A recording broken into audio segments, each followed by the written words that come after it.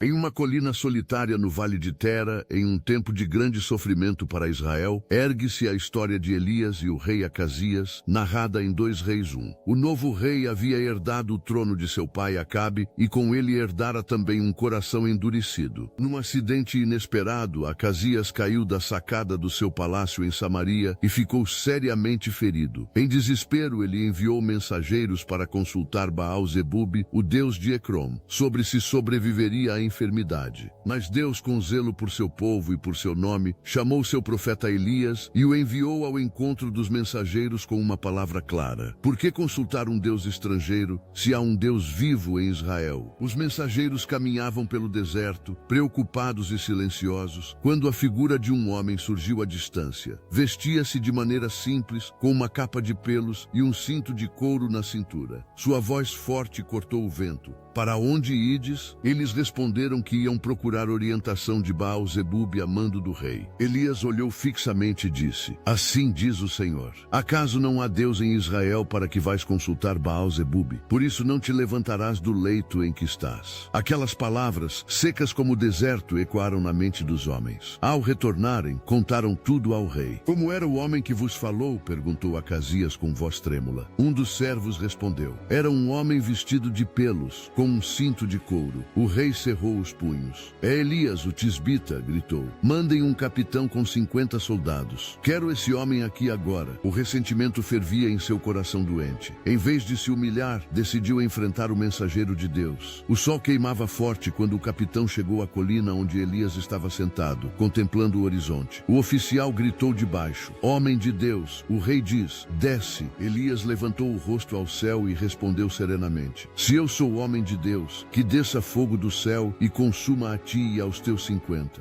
Num instante, o chão estremeceu e um clarão consumiu o grupo. O ar ficou pesado e o silêncio cobriu a colina. Ao ouvir o relato, o rei enviou outro capitão com mais 50 homens. A cena repetiu-se. O segundo capitão bradou com arrogância: Homem de Deus, o rei ordena, desce já. Elias manteve-se firme, com os olhos voltados para o alto. Se sou homem de Deus, disse, desça fogo do céu. E o fogo desceu outra vez. O estrondo ecoou até Samaria. Era como se o próprio céu respondesse à ousadia humana com justiça divina. Então o rei enviou um terceiro capitão, mas esse homem era diferente. Ao ver a fumaça no topo do monte e sentir a presença do profeta, seus joelhos vacilaram. Aproximou-se lentamente, respirando fundo, e quando falou, sua voz saiu entrecortada pela emoção. Homem de Deus, eu te rogo, seja preciosa aos teus olhos a minha vida e a destes 50 servos. Não nos destrua, ó servo do Deus Altíssimo. Elias o olhou em silêncio. Ali havia temor verdadeiro. O profeta ouviu então a voz do Senhor dentro de sua alma. Desce com este homem, não temas. E Elias se levantou, desceu a colina e foi levado à presença do rei. Quando entrou no palácio, o ambiente antes altivo pareceu encolher diante de sua presença. O rei Acasias, pálido, ainda recostado, fitava Elias com uma mistura de raiva e medo. És tu aquele que perturba Israel? Perguntou ele, ecoando as palavras de seu pai. Elias respondeu com calma: Não sou eu quem perturba Israel, mas tu e a casa de teu pai que abandonaram o Senhor. Enviastes mensageiros a um Deus falso, como se o Deus vivo estivesse morto. Por isso o Senhor declara: Não te levantarás do leito em que estás. E saiu sem olhar para trás. Dias depois a palavra se cumpriu. O rei morreu como o Senhor havia dito. Israel aprendeu por meio de juízo que não há poder maior que o de Deus. E Elias, que tantas vezes experimentara o fogo vindo do céu, seguiu seu caminho não por soberba, mas como alguém que compreendia o peso e a misericórdia do Eterno. Pois o mesmo Deus que envia o fogo da justiça também ouve o clamor do humilde, como ouvira o terceiro capitão que se lançou em súplica. Na quietude da montanha, Elias refletia sobre o temor que o povo perdera. Ele suspirou e murmurou: Quando o homem se esquece de Deus, busca consolo nas vozes erradas. Mas o Senhor não se cala para sempre. Ele envia sua palavra, mesmo quando preferem o silêncio. O servo que teme a Deus encontra vida, mas o que confia na própria força encontra ruína. Assim Assim Elias compreendeu que o poder de Deus não é exibido para humilhar, e sim para despertar corações adormecidos. Essa história, que fala de fogo e de humildade, não é apenas um relato antigo, é um espelho para os dias de hoje. Quantas vezes caímos em nossos próprios leitos de dor e procuramos respostas nas direções erradas? Quantas vezes ignoramos o chamado divino que sussurra através da consciência, tentando preencher o vazio com vozes estranhas? O mundo ainda oferece muitos deuses de Ecrom, promessas rápidas de poder, sucesso, segurança, mas a verdadeira esperança vem daquele que continua dizendo: acaso não há Deus em Israel? Hoje, quando enfrentamos diagnósticos duros, perdas inesperadas ou crises que desafiam a fé, podemos lembrar de Elias e do terceiro capitão. Um escolheu a arrogância e encontrou destruição. O outro escolheu humildade e encontrou vida. O mesmo Deus que ouviu aquele clamor na montanha continua atento. Ele ainda responde a quem se aproxima com reverência e confiança. A voz que ordenou fogo do céu também é a voz que fala paz ao coração que se entrega. Assim como Elias, cada um de nós pode ser portador da verdade, mesmo quando o mundo prefere o conforto da mentira. A coragem de permanecer fiel e o ato de se curvar diante do Altíssimo